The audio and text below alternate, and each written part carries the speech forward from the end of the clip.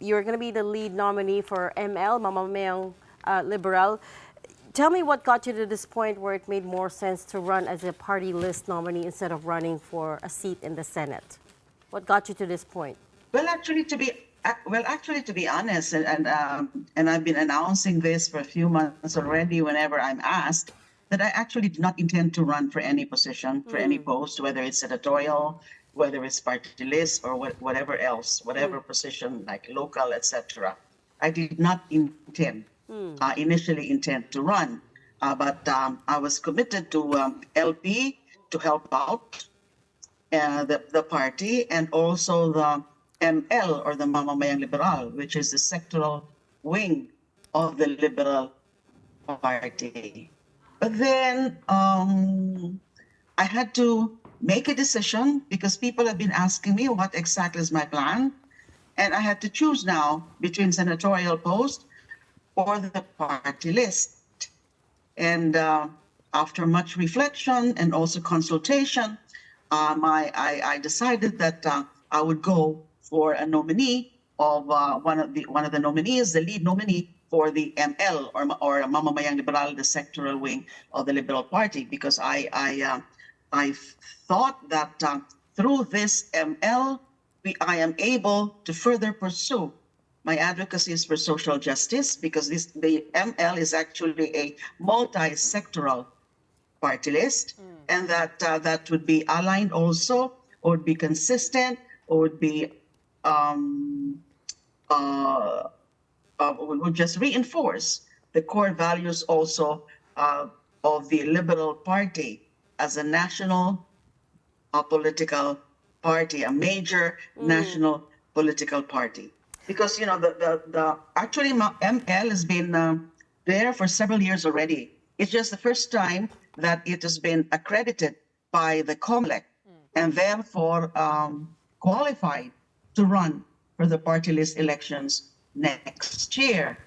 So I thought that through the party list, the ML, I could further bring up the agenda of the Liberal Party through the sectoral wing, and this time reaching out to the marginalized sectors, because there are several sectors represented by the ML, and these are the workers, the farmers, the fisher folk, the women, the youth, the LGBT plus QIA, 1A, and also indigenous peoples. So these are multi-sectoral. These are sectoral formations whose interests are being pursued and improved by the various programs of the ML, and this time around to make it stronger, to make those advocacies stronger through appropriate pieces of legislation respecting these various sectors. Right. That's what I remember from our previous interviews, Senator De Lima, that you did not want to get back into politics anymore. But what or who specifically got you over the line? What was it that convinced you in the end? What or who specifically? Well, some friends and some allies have actually convinced me that you should run again. You should choose between senatorial and party list. You have the narrative, you have the story.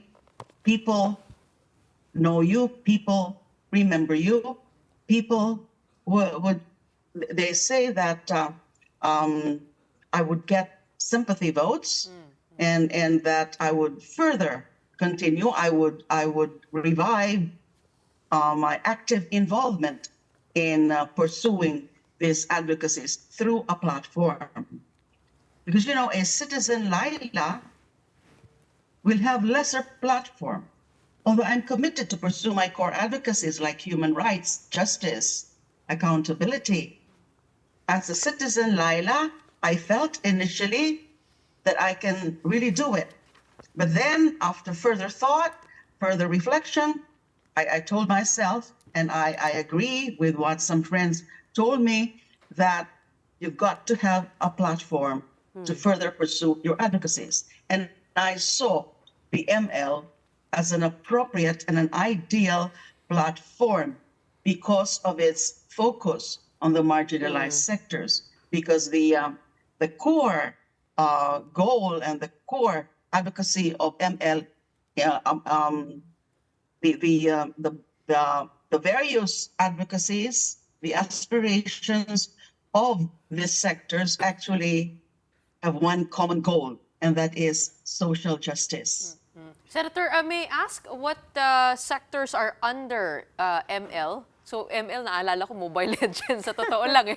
Yes, well, There's probably also a play in that, though. But how did it exist? Because you said this has been there for years now. And what sectors yes, exactly are under it? It's actually started 2014. Gradually, there were various groups, sectoral groups, being formed and performing certain activities. And LP has officially recognized ML in 2021, and then it reaffirmed the recognition of ML as a sectoral wing in 2023. And it was only last year, on December of last year, that ML has filed already a petition for accreditation in the 2022 elections, but the same was denied by the COMELEC. So ML refiled this last December for purposes of next year's elections. And in July of this year, COMELEC finally granted the accreditation to ML. But the sectors involved, the sectors covered are women, youth, urban poor, farmers, fisherfolk, LGBTQIA, urban poor, and then indigenous peoples. Okay, how will you... So those are the sectors. How will you differentiate yourself from the Liberal Party, and will you do the campaigning together? Will it also be the same color? Magsasabay po ba kayo? And also, I assume that your target is to get 3 seats, right? With Congressman Teddy Bagilat and also Mr. Erin Tanyada. Yes, Mamamayang Liberal, while a sectoral wing, has actually a distinct and separate existence or personality. But as a sectoral wing, its advocacies are aligned with the Liberal Party, only that it's more focused on the marginalized sectors. Now, for purposes of the elections for next year, then we will have complementary roles, complementary advantages for each other, because the LP is the major national political party fielding national candidates, and that is the Senate, and we have one official candidate so far, and then we would have local candidates from governor, vice governor, mayor, vice mayor, board members. Those are for the local candidates. Now, the House of Representatives through the party list. And of course, there will also be district representatives as candidates, as official candidates of LP as a major national political party. So that the district representatives are different from the party list representatives. And it is the first time that the LP would have its own sectoral wing participating in the party list elections. This is the first time that ML is participating because it has just been recently accredited. So we can always complement each other. We will have to plan out our strategies. We have to plan out exactly how we will run the campaign, but that is the difference. The major national political party with senatorial candidate, district representatives, and then local governments. The party list, the ML, is different because these are nominees. The candidate under a party list system is the party list itself, and this is ML. Party lists have nominees, and depending on the number of votes that are garnered by a particular party list, then we will know whether we will be entitled to 1 seat, 2 seats, or 3 seats, or not at all, if the party does not obtain the required number of votes. And you would need 2% or Yes. lower, depended dun sa number kung nakompleto na yung 63 seats. Oo. Oh, Senator, Yes. tanungin They're na po rin. proportional. Yes. Pardon? Senator would also like to ask, because so far Liberal Party has only announced Senator Kiko Pangilinan as the only senatorial candidate. So far, what are the chances na madadagdagan pa po ito, and when are we supposed to expect the others to announce their candidacy? We actually do not know.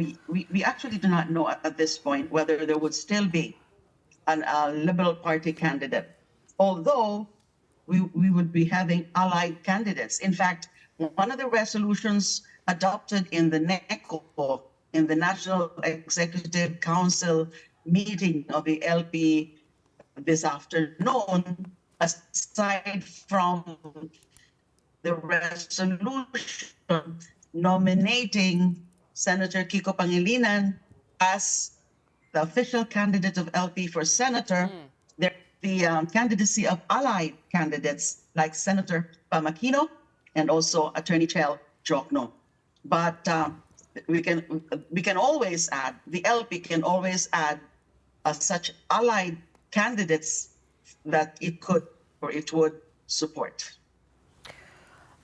Senator De Lima, since I already have you, I wonder if I could ask you about something sensitive. There was breaking news just this afternoon that Attorney Barry Gutierrez had also confirmed to us that Vice President Sara Duterte had visited former Vice President Leni Robredo in Naga City, and he said this was a personal, not political visit, but it did last about an hour. Of course, you can imagine that it's made big news because we didn't even realize that the two vice presidents were speaking. I wonder if you could weigh in on that, please.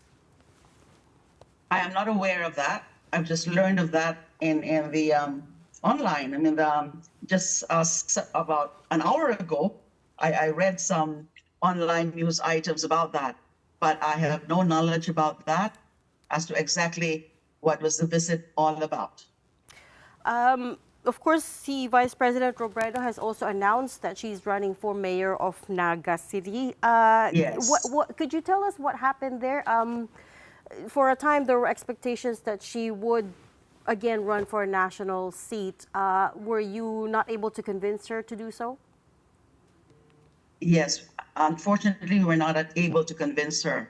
We were convinced. We were trying to convince her if she could lead the senatorial slate, but she has decided to really go for the mayoral seat of Naga City, because she wanted really to preserve the legacy of her late husband, former Secretary Robredo, Jess Robredo, and former mayor of Naga City. So that was her decision, and she really has preference for executive work and really working on the ground. I think she's happier holding such a position. So we tried, but to no avail. But we certainly respect her decision. But will she be with the Liberal Party still? Respects her decision. Yes. As a local candidate, will she still be part of the Liberal Party? That's what we expect, because she's still a member of the Liberal Party. Okay. Correct me if I'm wrong, Chel Jokno and Bamakino, are they running independently or they have yet to announce? Well, Bamakino, Sen Bamakino is part of the CANP, Katipunan ng mga Nagkakaisang Pilipino. And then Attorney Chel Jokno is now a member of Akbayan Party. And then the past weeks, we saw that the three of them would be going to places, and that they are the opposition candidates. But we don't have yet any official announcement as to the candidacy of Bamakino and Chel Jokno. What we had earlier was the announcement of the candidacy of the Liberal Party member, and that is Senator Kiko Pangilinan. But the two are considered to be allied candidates if and when they would indeed be running, and I guess they are. It's evident that they're also running for senator, and that's why we also had to issue that resolution supporting the allied candidacies of Pamakino and Chaljo. Does it make better sense to run independently with different parties, or will it be better to band together as Checky Bam under the Liberal Party? Hashtag. We would prefer that they would join together, that they would, it would be a coalition of this opposition candidates, because they are opposition candidates. There are, of course, advantages and disadvantages, but it would be more beneficial if they join together, if they really project themselves and present themselves as allied candidates for the position. Okay, we are going to have to leave that there for tonight. We thank you so much for taking time out to talk to us. That was Liberal Party spokesperson, former Senator Leila De Lima.